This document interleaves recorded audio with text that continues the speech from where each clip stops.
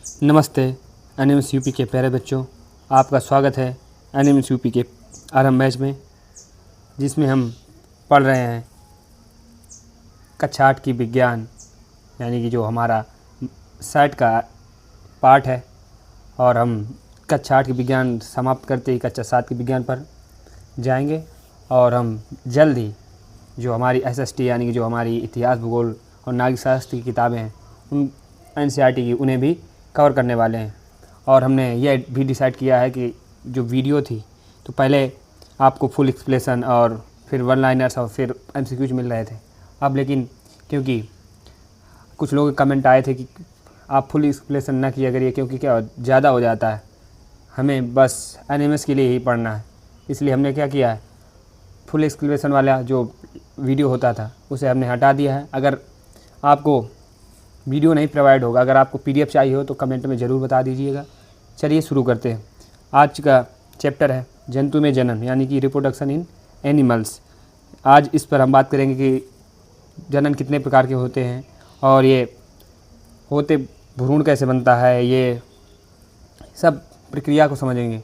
और कुछ वीडियो के अंत में हम NMS के लिए कुछ टिप्स हैं या कुछ ऐसे वन लाइनर्स हैं जिन्हें आप अपनी कापी में लिख कर याद कर सकते हैं, जो हमारे NMS 2027 में आने के लिए उपयोगी हो सकते हैं आपके लिए।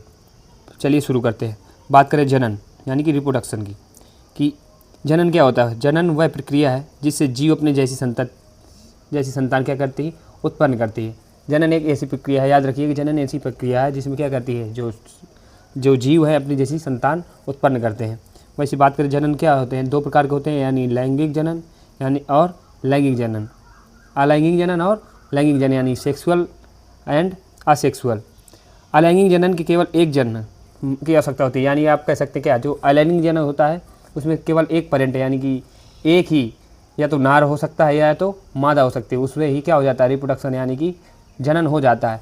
वहीं बात करें लैंगिक जनन की, तो लैंगिक जनन में चाहिए क्या, दो पेरेंट, यानी कि आप नर होगा और मादा होगा। अगर लैंगिक जनन की बात करें तो क्या होगा, नर होगा और मादा, दो पेरेंट होंगे, जिससे क्या होगी, नई संतान की उत्पत्ति होगी। वही अगर अलैंगिक जनन की बात करें तो उसमें क्या होगा, सिर्फ एक ही पेरेंट होगा, यानी कि जब जैसे हम बात करें हाइड्रा प्रजनन किसके द्वारा करता है, मुकुलन द्वारा।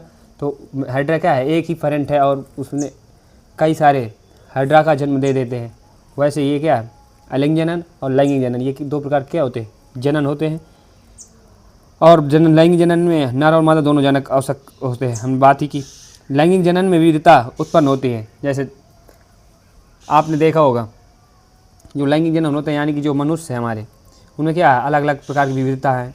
किसी रंग, रूप और शरीर की बनावट से भी क्या होते हैं, भिन्न भिन्न हो सकते हैं। बात करें युग्मक, जो आपका नर युग्मक यानी कि जो शुक्राणु है, और जो मादा युग्मक है उसे क्या कहते हैं, अंडाणु।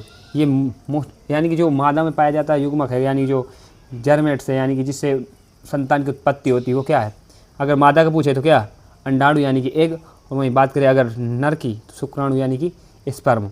वहीं बात करें जो स्पर्म है, ये जो स्पर्म है उसमें क्या है, एक आयन होता है, और एग में क्या होता है, एक आयन होता है। जब जायगोट यानी कि जब दोनों मिलते हैं, जब जायगोट बनता है, जायगोट कब बनता है, जब याद रखना, जब अंडाणु में जब शुक्राणु क्या होते हैं, टकराते हैं, यानी कि जो आपस में अंडाणु और शुक्राणु मिलते हैं, तो क्या होता है, 2n प्रकार का जायगोट बनता है। यह क्या है, मूल सूत्र, यानी कि हम कोई भी व्यक्ति या कोई भी जीव जो बने होते हैं वो कैसे बने होते हैं, 2n जायगोट से के रूप से बने हुए होते हैं।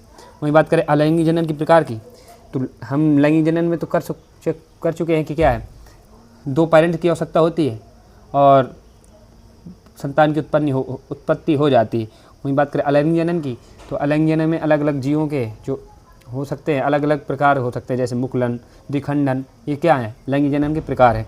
आप चलिए इसे समझते हैं। द्विखंडन यानी कि जो एक जीव है दो समान भागों में विभाजित हो जाता है। जैसे एक जीव है, उसे अगर लैंगिक जनन यानी कि अलैंगिक जनन करना होता है, यानी कि जनन करना होता है, तो क्या करता है, दो भागों में परिवर्तित हो जाता है। जैसे कि क्या, अमीबा और पैरामीशियम। याद रखिएगा अमीबा किस तरह का होता है, ऐसे कुछ किसी भी आकार का। अगर इसे जनन करना हो, यानी कि जब रिप्रोडक्शन करना होता है, तो क्या होता है, ये दो भागों में टूट जाता है, दो अमीबा बन जाते हैं, यानी कि एक अमीबा से क्या बन जाता है, दो अमीबा।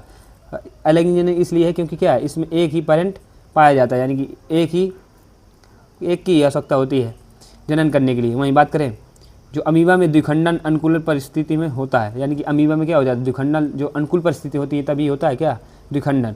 वहीं बात करें मुकुलन, जो हमारी शरीर की छोटी कली बढ़ निकलती है, जैसे हाइड्रा क्या होता है, हाइड्रा का पौधा किस तरह का होता है, हरा हरा पौधा इस तरह का होता है, और इसमें क्या निकल आता है, एक और हरा पौधा निकल आता है। जैसे आप कह सकते हैं क्या, नागफनी, आई थिंक नागफनी जैसे कुछ उभरी हुई संरचनाएँ एक हाइड्रा होता है।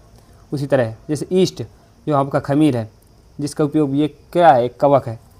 हमने जब बात की थी सूक्ष्म जीवों के संसार वाले चैप्टर में, हाइड्रा में नई कली जनक से अलग होकर नया जीव बन जाती है।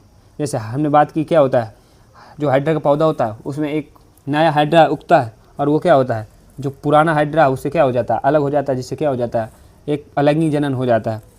खविडन, खंडी भवन, यानी कि जो फर्मेंटेशन है, जो जीवों के टुकड़ों के नया जीव हो जाता है, जैसे प्लेनिनिया इस वगैरह। ये क्या है, जैसे जीवों के टुकड़े कर दिए जाए तो क्या होता है, कुछ जीव ऐसे भी जगह तो पाए जाते हैं, यानी संसार में ऐसे भी जीव होते हैं जिन्हें काट दिया जाए तो क्या होते हैं, दो बन जाते हैं ऐसे। तो इस प्रकार के जनन भी क्या है, एक प्रकार का जनन है, यानी कि अलैंगिक जनन है। वहीं बात करें बीजाणु निर्माण की, जो बीजाणु हैं से नया जीव बन जाता है, जैसे म्यूकर, राइजोपस, ये क्या हो सकते हैं, इनके उदाहरण हैं। वहीं बात करें पुनर्जनन, यानी कि रीजनरेशन, कटे भाग से पूरा जीव हो जाता है। जैसे हमने बात की हाइड्रा को अगर काट दिया जाए तो वहीं से क्या होता है, दूसरा हाइड्रोजन ले लेता है।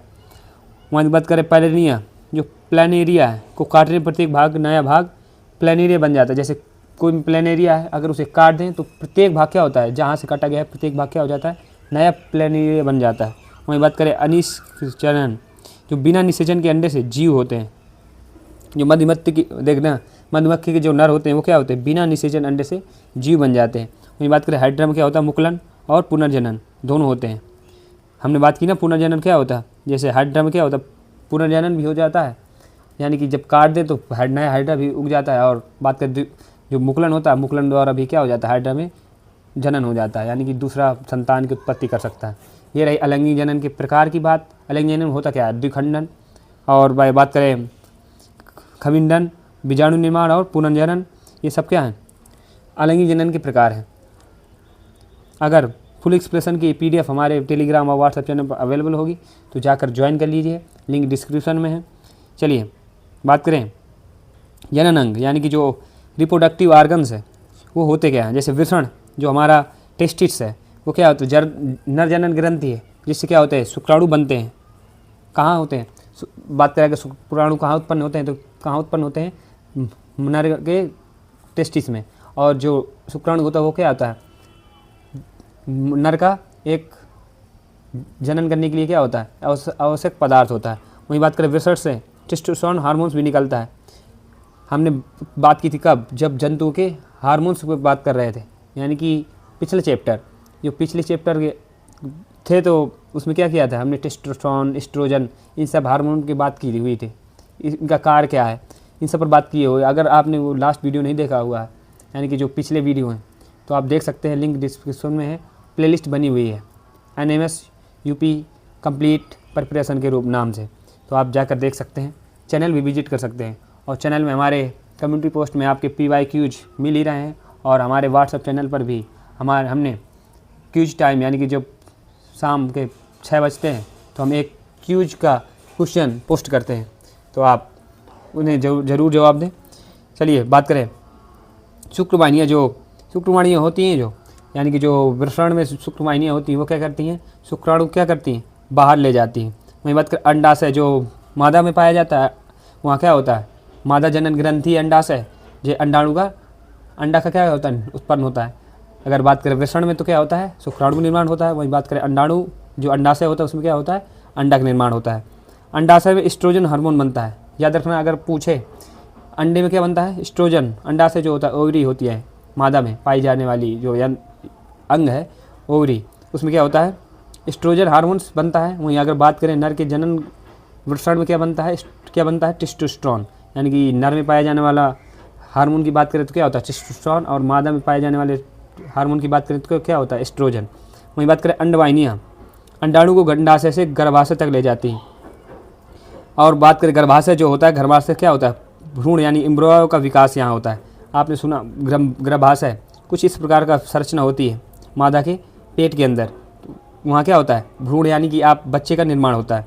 वहीं बात करें फ्लोपियम ट्यूब में निषेचन होता है यानी कि जायगोट यहाँ बनता है। जायगोट क्या होता है, हमने बात की थी क्या, जहाँ शुक्राणु और अंडाणु मिलते हैं तो वहाँ क्या होता है जायगोट का निर्माण हो जाता है। तो वहाँ फ्लोपियम ट्यूब यानी कि जो मादा, आप कह सकते हैं क्या, मादा का जनन तंत्र यानी कि दो क्या होती है फ्लोपियन ट्यूब होती है, यहाँ क्या होता है अंडे का निर्माण हो जाता है। और अंडे के निर्माण होने के बाद क्या होता है जायगोट का निर्माण होता है। जब शुक्राणु क्या होते हैं अंडाणु से मिल जाते हैं तो क्या होता है जायगोट का निर्माण हो जाता है। वहीं बात करें निषेचन यानी कि फर्टिलाइजेशन, जब फर्टिलाइजेशन होता है यानी कि जब जायगोट बनता है, यानी कि जब स्पर्म और एग मिलते हैं तो क्या होता है जायगोट का निर्माण होता है। जब जायगोट का निर्माण होता है तो क्या होता है आंतरिक निषेचन। निषेचन कितने प्रकार का होता है, दो प्रकार का, यानी कि आंतरिक निषेचन यानी कि जो मादा के शरीर के अंदर हो। आंतरिक निषेचन का मतलब क्या है, जो मादा है उसके अंदर हो।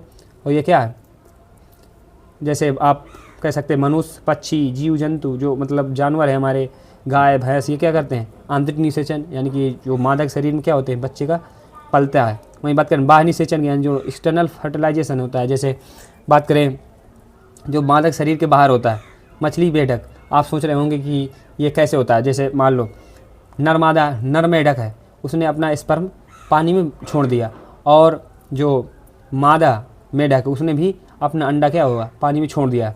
जब पानी में हिलते डुलते क्या हुआ, नर का शुक्राणु और मादा क्या अंडाणु आपस में मिल जाते हैं तो क्या होता है जायगोट का निर्माण हो जाता है, जिससे क्या होता है बच्चे का जन्म हो जाता है, यानी कि बच्चे का फार्म हो जाता है। और इस निषेचन को क्या कहते हैं, यानी कि इस फर्टिलाइजेशन को कहते हैं क्या बाहर निषेचन, यानी कि ना तो वहाँ मादा इन्वॉल्व है ना ही नर इन्वॉल्व है, लेकिन बस क्या हुआ निषेचन हो गया तो क्या है आंतरिक निषेचन है। वहीं बात करें नेक्स्ट, बाह्य निषेचन में अंडों की संख्या अधिक होती है। हाँ, जब अंडों की संख्या होगी, और यह एक बात याद रखना, जो नर में यानी जो हमारी जो कह सकते हैं मादा में सिर्फ एक जो आंतरिक निषेचन होता है उसमें सिर्फ एक अंडे का निर्माण होता है, और जब बाह्य निषेचन होता है तो क्या होता है बहुत सारे अंडे का एक साथ रिसाव होता है। वहीं बात करें जो स्पर्म होता है और एग होता है वो जायगोट का निर्माण करता है, जो 2n प्रकार का होता है। ये हैप्लोटाइड युग्मन के द्विगुणित जायगोट है। वहीं बात करें मेढक में बाह्य निषेचन होता है, ये पानी में अंडे देता है, हमने बात ही की। मनुष्य, गाय, कुत्ता क्या करते हैं आंतरिक निषेचन। बात करें भ्रूण का विकास यानी कि जो एम्ब्रियो है उसका एवोल्यूशन कैसे होता है, डेवलपमेंट कैसे होता है। बात करें भ्रूण का विकास क्या होता है, पहले जायगोट बनता है। जायगोट क्या होता है, जिसमें नर का शुक्राणु और मादा का अंडा मिलता है तो क्या होता है जायगोट का निर्माण बनता है। फिर उसके बाद क्लीविज मतलब ये कह सकते हैं क्या, जब वो दोनों मिले नर का शुक्राणु और अंडाणु आपस में मिलते हैं तो उसमें क्लीवेज यानी कि 3 पतली परत बन जाती हैं, और फिर मोरूला और ब्लास्टुला और गैस्ट्रुला और एम्ब्रियो बनता है। आप ये ना याद रखिएगा ये प्रक्रिया, बस ये याद रखिए क्या होता है भ्रूण का विकास कहाँ होता है गर्भाशय में। अगर पूछे तो क्या होता है भ्रूण का निर्माण कहाँ होता है गर्भाशय में। वहीं बात करें जायगोट क्या होता है, निषेचन के बाद बनी एकल कोशिका होती है। क्लीवेज क्या होती है, जायगोट का तेजी से विभाजन कोशिकाएं बढ़ाती हैं। मोरूला होता है ठोस कोशिका गुच्छा होता है। ब्लास्टुला यानी खोखला गोलाकार कोशिका समूह होता है। और गैस्ट्रुला 3 जनन परतें होती हैं। और जो स्ट्रोडर्म है जो बाह्य स्तर है वो क्या है, ये त्वचा तंत्र का और आँख बनता है। याद रखना क्या, जो बाह्य स्तर है वो क्या करता है त्वचा और तंत्र और आँखें बनती हैं। ये जो बच्चे में क्या होता है बाह्य स्तर होता है वो किससे बनता है एक्टोडर्म से। वहीं बात करें मेसोडर्म यानी कि जो मध्य स्तर में होती है। जैसे बात करना समझ में ना आए तो देखना, जब 3 परत होती है किसकी गैस्ट्रुला की, जब गैस्ट्रुला की 3 परत है यानी कि जो बाहरी परत है उसका नाम क्या एंडोडर्म, यानी कि क्या है एंडोडर्म। और एंडोडर्म का काम क्या है त्वचा तंत्र का तंत्र और आंखें बन जाती हैं। इससे क्या बन जाता है त्वचा बन जाती है किसी बच्चे की, और तंत्र का तंत्र यानी कि जो हमारा नर्वस सिस्टम वो बन जाता है और आंखें बन जाती हैं। और वहीं बात करें जो बीच वाली स्तर है यानी कि जो बीच वाली परत है उसको कहते हैं क्या मेसोडर्म। यहाँ क्या बनती है मांसपेशियाँ, हड्डी और रक्त बन जाता है, और किडनी भी बन जाती हैं। याद रखना क्या बाहरी परत में क्या बनता है त्वचा तंत्र का तंत्र और आँखें। वहीं बात करें सेकंड परत में क्या बनता है मांसपेशी, हड्डी, रक्त और वृक्क यानी किडनी, खून और मांसपेशी और हड्डी बन जाती है। वहीं बात करें जो लास्ट वाले परत को कहते हैं क्या एंडोडर्म, यानी कि अंतः स्तर। इसमें क्या बनते हैं पाचन तंत्र, फेफड़ा, यकृत बनते हैं। ये सब क्या याद रखने वाली मोस्ट इंपोर्टेंट रहने वाला है, ये आ भी सकता है। वहीं बात करें जो अपरा है, माँ और भ्रूण के बीच पोषण और O2 का आदान प्रदान करती है। जैसे जायगोट और गर्भाशय के बीच सब कुछ सही रहा, उसके बाद क्या होता है, जो अपरा होता है यानी जो माँ जो पोषण लेती है यानी कि जो खाना खाती है उससे क्या करती है, भ्रूण का पोषण कर देता है कौन, अपरा। और जो ऑक्सीजन लेती है मदर यानी कि जो मादा है वो ऑक्सीजन लेती है, तो क्या होता है, ऑक्सीजन भी प्रोवाइड करता है किसको, जो गर्भाशय में बच्चा पल रहा होता है, कौन करता है, अपरा। वहीं बात करें नाभिरज्जु, जो यूबिकल कॉर्ड है यानी कि जो अपरा और भ्रूण को जोड़ती है। मनुष्य में गर्भकाल कितना होता है, 9 माह यानी कि 40 सप्ताह का होता है। वहीं बात करें और जो सजीव प्रक और अंड प्रजक है यानी कि जो सजीव प्रक जो भ्रूण माँ के गर्भाशय से विकसित होता है। याद रखना क्या होता है, सजीव प्रजक क्या होता है, भ्रूण जो होता है माँ के गर्भाशय में विकसित होता है। जैसे मनुष्य होते हैं उनमें क्या होता है, जो भ्रूण होता है वो कहाँ होता है, गर्भाशय में विकसित होता है। वहीं बात करें विपर्यस यानी कि जो सजीव प्रवजक जंतु जन्म के साथ सीधे शिशु होते देते हैं, यानी मनुष्य जो होते हैं तो क्या होते हैं, सजीव प्रजक होते हैं। वहीं बात करें जो सजीव प्रजक में अपरा द्वारा भ्रूण का पोषण मिलता है, ये हमने बात ही कर चुके हैं ऊपर। जो सजीव प्रजक है वो मनुष्य है, जैसे गाय, हाथी, डॉल्फिन, व्हेल, शेर, ये सभी क्या है, स्तनधारी है, मेमल्स हैं, ये सब क्या है, मेमल्स हैं। तो ये क्या करते हैं, सजीव प्रजक होते हैं, यानी कि इनमें क्या होती है, जो भ्रूण होता है वो माँ की गर्भाशय में विकसित होता है। वहीं बात करें अंड प्रजक यानी जो माँ अंडे देती है, भ्रूण अंडे से विकसित हो जाता है। और वहीं बात करें जो अंड प्रजक होते हैं, जो अंडे से योल्क बनता है, जो पोषक पदार्थ होता है वो क्या होता है, पोषक पदार्थ होता है। वहीं बात करें अपरा जो होता है वो नहीं होता है।